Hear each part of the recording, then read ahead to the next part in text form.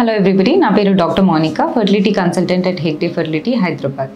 Fertility కపుల్స్లో ఇప్పుడు male infertility అనేది కొంచెం రైజ్లో ఉంది. సో ఇది వరకు మనము మేల్ ఇన్ఫర్టిలిటీ 40%, ఫీమేల్ ఇన్ఫర్టిలిటీ 60% అని చెప్పుకునేవాళ్ళం.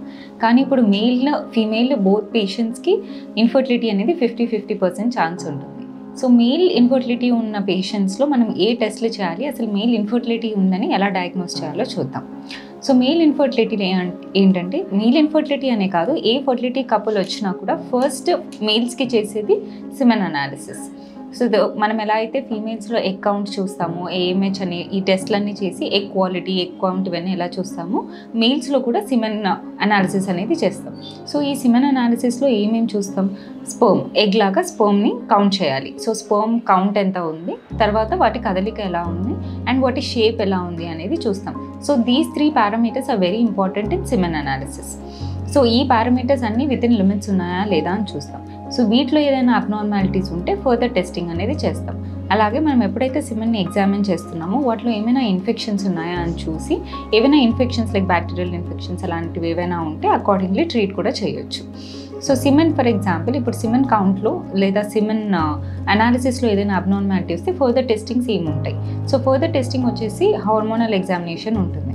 అంటే FSH, LH, ఈస్ట్రోజన్, టెస్టోస్టిరాన్ ఇలాంటి హార్మోన్స్ని టెస్ట్ చేసి ఏ రేంజ్ వరకు ఈ సిమెన్ అనాలిసిస్లో ఉన్న అబ్నార్మాలిటీని మనము ట్రీట్ చేయాలి అనేది చూస్తాం. And also testicular scan, scrotal scan అనేది చేస్తాం. అంటే టెస్టిస్లో ఏమైనా అబ్నార్మాలిటీస్ ఉన్నాయా, సైజెస్ ఎలా ఉన్నాయి. So varicocele is the most common thing in male infertility. అది ఆ కండిషన్ ఏమైనా ఉందా అని చూడటానికి స్క్రోటల్ స్కాన్ అనేది చేస్తాం. And the other thing is genetic testing.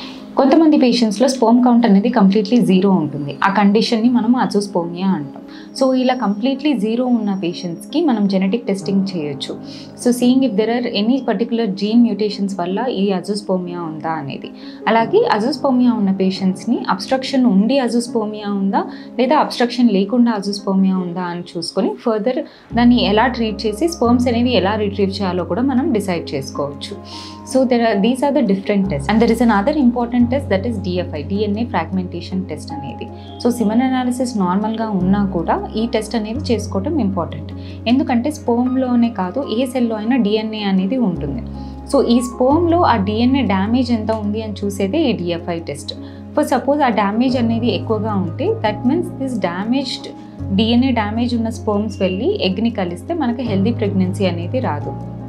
అదేవిధంగా IVFలో కూడా మనం ఆ స్పర్మ్ని యూజ్ చేసి IVF ప్రొసీజర్ అనేది చేస్తే దాని రిజల్ట్ కూడా, అంటే ఎంబ్రియో క్వాలిటీ కూడా మంచిగా ఉండదు.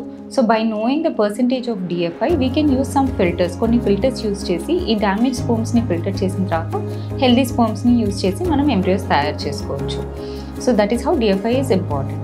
సో ఈ వేరియస్ టెస్ట్లన్నీ చేసి మనం మేల్స్లో ఫర్టిలిటీ ఎంత ఉంది, దాన్ని ఎలా ట్రీట్ చేయాలి, ఫర్దర్గా ఎలా ప్రెగ్నెన్సీని సక్సెస్ చేయాలి అనేది చూసుకోవచ్చు. Thank you.